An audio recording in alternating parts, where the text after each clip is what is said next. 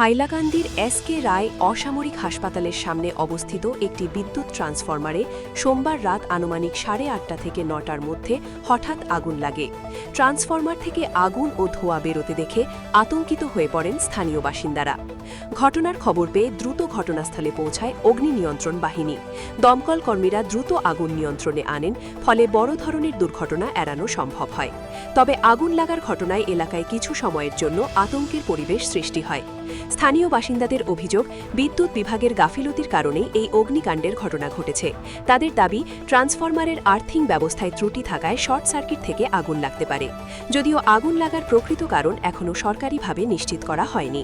এছাড়াও স্থানীয়দের অভিযোগ, ট্রান্সফরমারের চারপাশ দীর্ঘদিন ধরে আগাছা ও জঙ্গলে ভরে রয়েছে।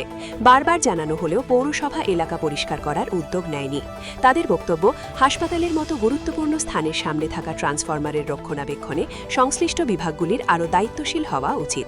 স্থানীয়রা দ্রুত ট্রান্সফরমারের নিরাপত্তা ব্যবস্থা জোরদার, নিয়মিত রক্ষণাবেক্ষণ এবং চারপাশ পরিষ্কার পরিচ্ছন্ন রাখার দাবি জানিয়েছেন, যাতে ভবিষ্যতে এ ধরনের ঘটনা আর না ঘটে। হাইলাকান্দি থেকে সৌরজিৎ ধরের প্রতিবেদন, ঈশান বাংলা নিউজ, শিলচর।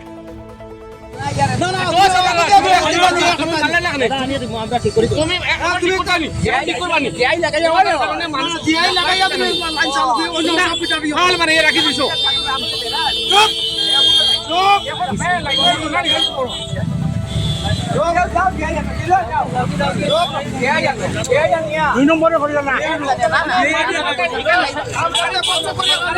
সরকারে মানুষ আইছেন বিপদী হইয়া জলতানি মরতানি না না না আপনি কে ওখান আপনাকে ওগো যে স্টিল লাইন করে যাইতানি স্টিল ওটা দিয়া কইরা আর্থিং দিলে ভাই দুদিন পরে পরে এটা শর্ট হয়ে যায়।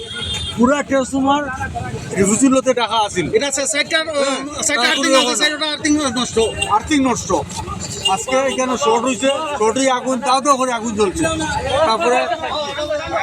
তারপরে হসপিটাল থেকে পয়সা না নিয়ে আগুন মারি নিচ্ছে। তারপরে ফায়ার ব্রিগেড আইছে, ফায়ার ব্রিগেড আইয়া বাকি কাজ করছে, কিন্তু তারা এই কাজটা করে না। এখনো উপরে আপনার দেখা পাবা রিফিউজিলত আছে কিরকম খালি দাঁড়িয়ে দেওয়া।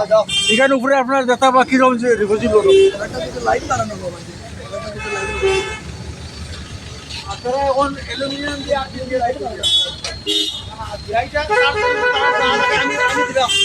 আমার মনে আছে। এই জিনিসটা আমি মিউনিসিপ্যালিটির সঙ্গে আলাপ করছি, চেয়ারম্যানের সঙ্গে আলাপ করছি, তহসিলের সামনে পরিষ্কার করার লেগে। কিন্তু তখন আমার কোয়া হয়েছে যে এটা কয়েকটা দিন একটু ধৈর্য ধরো, পুরা পরিষ্কার করে রাস্তাও ঠিক হইব, সব ঠিক হইব। হসপিটালের সামনেটা কলেজের মতো রাস্তা করবো, তারা এই কথাটা আমারও বলছে। আমি ঠিক আছে, ঠিক আছে বলবো। কিন্তু এই পর্যন্ত রিফিউজিল অধিকার হয়েছে, যার কারণে ইলেকট্রিসিটি এটা পরিষ্কার করে না। আজকে আমরা জানি রিফিউজিলতার মধ্যে কারেন্ট পাস হয়, তার মধ্যে আর্থিং শর্ট হয়েছে, ওই এখানে আগুন ধরছে। আগুন এরকম তাও তো ধরছে, সব মানুষ আতঙ্কে দৌড়াইছে। যে জিনিসটা সাইডটা আছে আর্থিং আছে, সাইডটা নষ্ট আর্থিং।